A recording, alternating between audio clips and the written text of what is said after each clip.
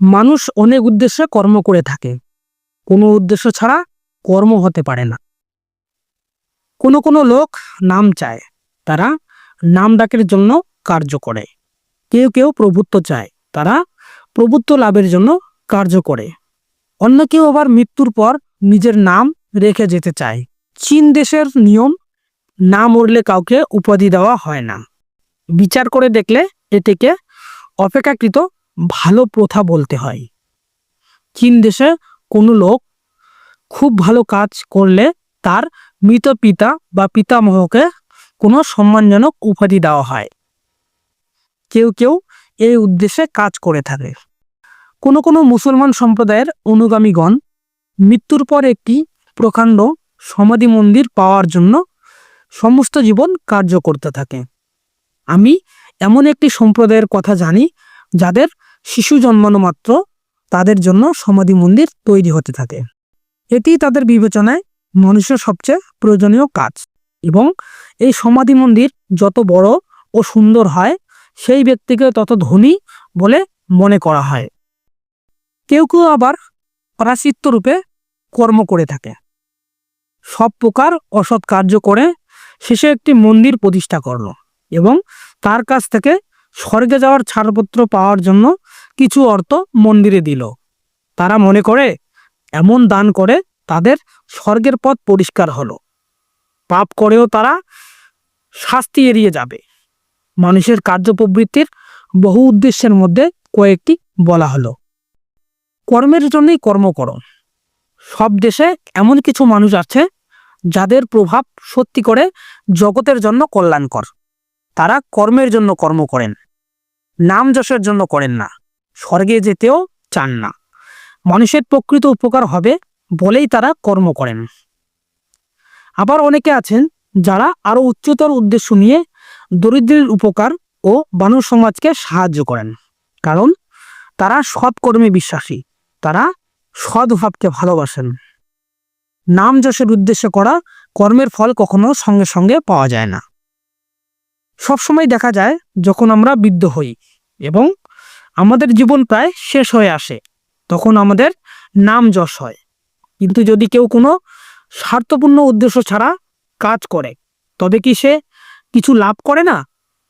হ্যাঁ, সে সবচেয়ে বেশি লাভ করে। নিঃস্বার্থ কর্মের অধিক লাভ। তবে এই অভ্যাস লাভ করার ক্ষমতা মানুষের নেই।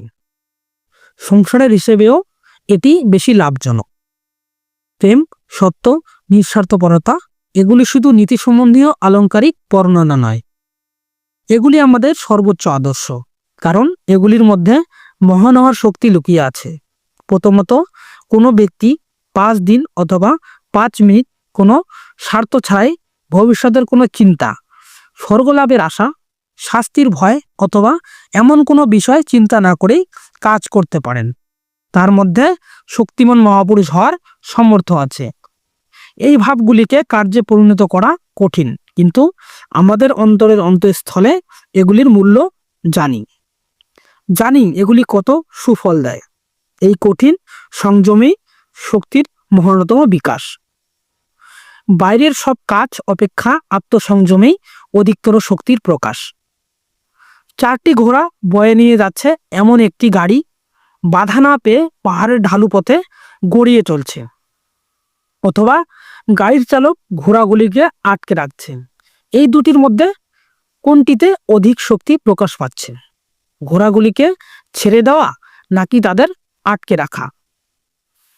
একটি কামানের গোলা বায়ুর মধ্যে দিয়ে গিয়ে অনেক দূরে পড়ে, অন্য একটি গোলা দেওয়ালে লেগে বেশি দূরে যেতে পারে না, কিন্তু এই দেওয়ালের সাথে সংঘর্ষে প্রবল তাপ উৎপন্ন হয়।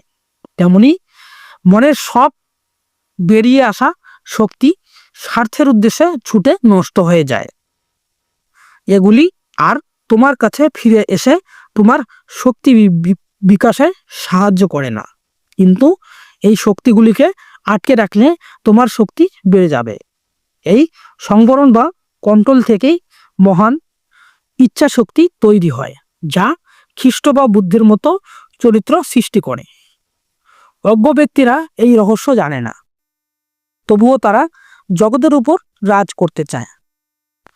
নির্বোধ ব্যক্তিরা জানে না যে সে যদি কাজ করে এবং কিছুদিন অপেক্ষা করে তবে সে সম্পূর্ণ জগৎ শাসন করতে পারে।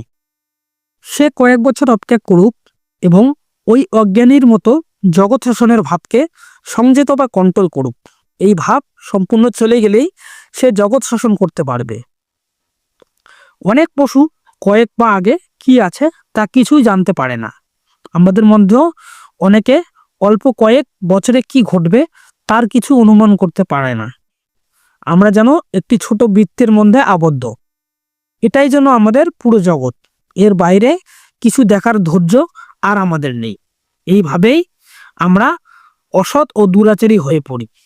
এটাই আমাদের দুর্বলতা, শক্তিহীনতা। কিন্তু খুব ছোট কর্মকেও ঘৃণা করা উচিত নয়।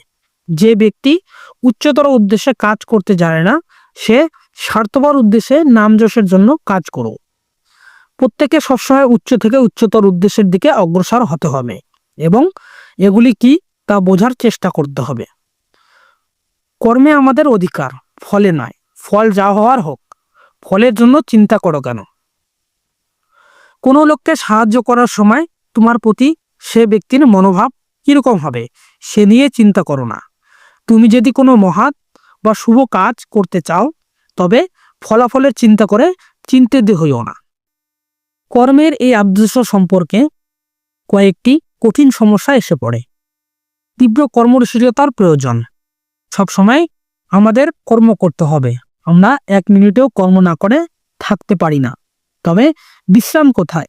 জীবন সংগ্রামের একদিকে কর্ম, যার দ্রুত ঘূর্ণনে আমরা ঘুরছি, আর একদিকে সব ধীর স্থির, সব যেন নিবৃত্তি উন্মুখ, চারদিক শান্তিময়। কোনোভাবেই শব্দ বা কোলাহল নেই। কেবল পশু পাখি, গাছ, ফুল, পাহাড়, পর্বতময় প্রকৃতির শান্তিময় ছবি। কর্মশীলতা ও বিশ্রাম, এই দুটি চিত্রের কোনোটিও সম্পূর্ণ চিত্র নয়।